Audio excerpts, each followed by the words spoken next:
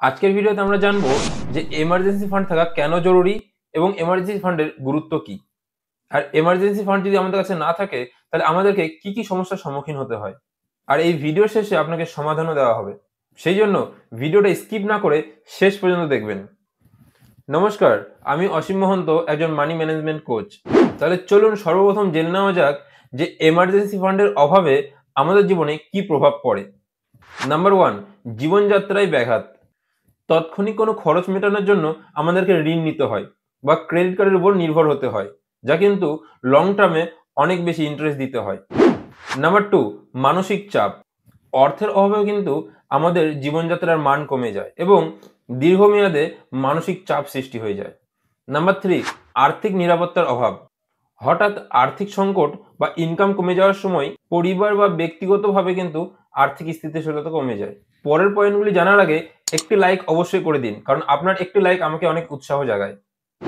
চলুন এবার জেনে নেই যে এমার্জেন্সি ফান্ড না থাকার কিছু উদাহরণ। ধরুন আপনি চাকরি হারিয়েছেন এবং আপনার বাড়ি ভাড়াও কিন্তু বাকি আছে। সেই সময় যদি আপনার কাছে এমার্জেন্সি ফান্ড না থাকে তাহলে কি হবে একবার ভেবে দেখুন। যদি দ্রুত কোনো ইনকামের জায়গা না পেয়ে যান তাহলে কিন্তু আপনাকে ঋণ নিতে হবে বা অন্যের কাছে হাত পাততে হবে। সেই সময় কি আপনার খুব ভালো লাগবে?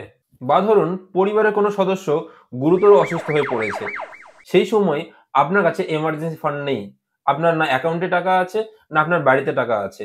সেই সময় আপনি কি করবেন? সেই সময় কিন্তু অন্যের কাছে ধার করা ছাড়া, অন্যের কাছে হাত পাতা ছাড়া আপনার কাছে কোনো উপায় থাকবে না। আপনি কি কখনো এমন পরিস্থিতিতে পড়েছিলেন? যদি পড়ে থাকেন তাহলে আমাকে কমেন্ট বক্সে অবশ্যই জানাবেন। আপনাকে শুধু ভয় দেখানোর জন্য ভিডিওটা বানাইনি।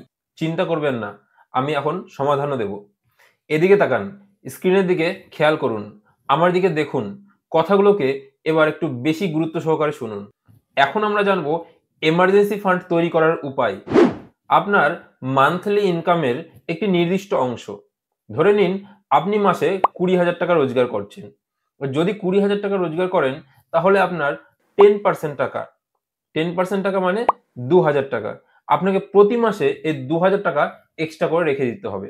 তা কিন্তু আপনাকে প্রতিনিয়ত জমা রাখতে হবে, যা আপনার প্রয়োজনীয় ক্ষেত্রে কাজে লাগবে। সাধারণত আমি সবাইকে রেকমেন্ড করি যে 3 থেকে 6 মাস আপনার খরচা চলবে এমন একটি ফান্ড অবশ্যই করে রাখা উচিত। স্বল্পমেয়াদী সঞ্চয়ের উপরও একটু ধ্যান দিন। এমার্জেন্সি ফান্ড গঠনের জন্য সেভিং বা ইনভেস্টমেন্টের পরিকল্পনার মাধ্যমে তা বাড়ানোর চেষ্টা করা উচিত। এমার্জেন্সি ফান্ড থাকা মানে হঠাৎ করে কোনো এমার্জেন্সি সিচুয়েশন চলে আসলে, ধরুন আপনার গাড়ি অ্যাক্সিডেন্ট হয়েছে, আপনার বাড়ি থেকে অসুস্থ হয়েছে, আপনি চাকরি হারিয়েছেন বা এরকম কোনো পরিস্থিতির সময় আপনাকে কিন্তু টেনশন নিতে হবে না। আপনি তখন নিশ্চিন্তে থাকবেন এবং আপনার আর্থিক স্বাধীনতাও কিন্তু বজায় থাকবে। আপনি যদি এরকমই আর্থিক শিক্ষামূলক ভিডিও পেতে চান তাহলে আমার চ্যানেলটি এক্ষুনি সাবস্ক্রাইব করে পাশে থাকা বেল বাটনে ক্লিক করে রাখবেন। আর আপনার 5 জন ফ্রেন্ডকে ভিডিওটি শেয়ার করে দিন যাতে তাদেরও হেল্প হয়। আমার এই পুরোপুরি ভিডিওটা দেখার জন্য আপনাকে অসংখ্য ধন্যবাদ।